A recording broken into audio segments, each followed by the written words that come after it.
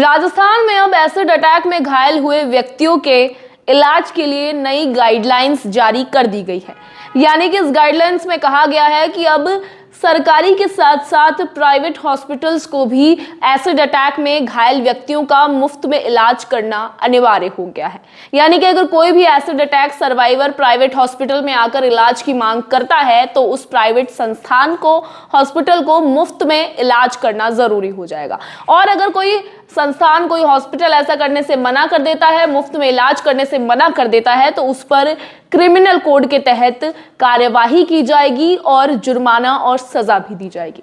आपको बता दें कि इससे पहले ये सरकारी के लिए था, लेकिन अब इस गाइडलाइन को चेंज कर दिया गया है। जो नियम है वो बदल दिए गए हैं और अब अगर कोई भी एसिड अटैक सर्वाइवर है, वो किसी प्राइवेट हॉस्पिटल में भी जाकर इलाज की मांग करता है तो उसको इलाज देना अनिवार्य है। और ये इलाज सरकारी और प्राइवेट दोनों ही हॉस्पिटल्स में मुफ्त होगा। साथ ही इलाज की अगर बात करें तो ये सिर्फ कंसल्टेंसी नहीं होगी, इसके साथ बिस्तर जो हॉस्पिटल्स में मिलता है मरीजों को, दवाइयां और जो भी बाकी जो अम्यूनिटीज होती है, सुविधाएं होती है, वो भी इस मरीज को दी जाएगी। साथ ही गाइडलाइंस में ये भी कहा गया है कि इस इलाज के दौरान अगर किसी हॉस्पिटल में एसिड सर्वाइवर के लिए व्यवस्थाएं नहीं है, इलाज नहीं है, तो उन्हें कम से कम प्राथमिक उपचार उस मरीज को देना अनिवार्य है। यानी कि प्राथमिक उपचार किसी भी हॉस्पिटल द्वारा देना जरूरी है। और साथ ही कहा यह भी गया है कि चिकित्सा एवं स्वास्थ्य विभाग की प्रमुख शासन सचिव की ओर से नई गाइडलाइंस में ये बातें कही गई है।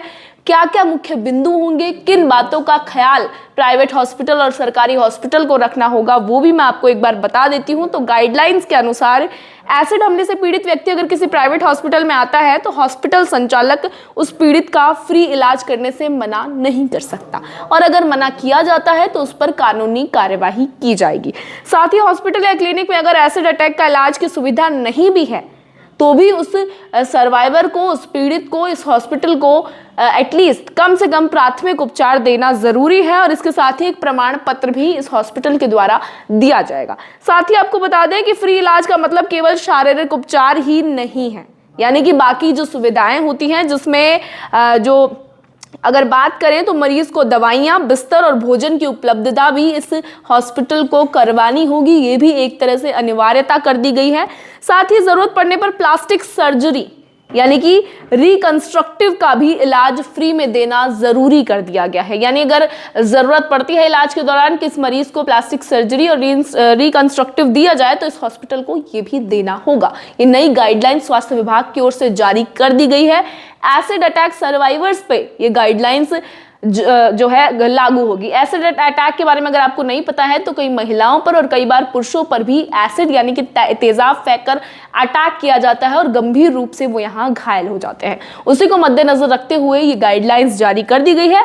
और अगर साथ ही मैं आपको अगला बिंदु बता देती हूँ, किसी प्राइवेट हॉस्पिटल में किसी एसिड अटैक पीड़ित का प्राथमिक उपचार भी होता है तो उस उक्त संचालक को, उस पीड़ित को एक प्रमाण पत्र जारी करके देना जरूरी हो जाएगा, ताकि वो आगे किसी हॉस्पिटल में वो प्रमाण पत्र दिखाकर अपना आगे का इलाज करवा सके, जिससे पीड़ित उस प्रमाण पत्र के आधार पर आगे का इलाज, रिकंस्ट्रक्टिव यानी कि प्लास्टिक सर्जरी और किसी अन्य योजना का लाभ प्राप्त कर सकता है। अब ये जो गाइडलाइंस है स्वास्थ्य विभाग की शासन सचिव के द्वारा जारी कर दी गई है, जिसके ये जो गाइडलाइंस है सरकारी और प्राइवेट दोनों ही हॉस्पिटल्स पर जारी होगी, लागू होगी। इस फैसले पर आपकी क्या राय है, आप हमें कमेंट सेक्शन में बता सकते हैं। बाकी ऐसी ही और खबरों के लिए बने रहिए हमारे चैनल द खटक के साथ।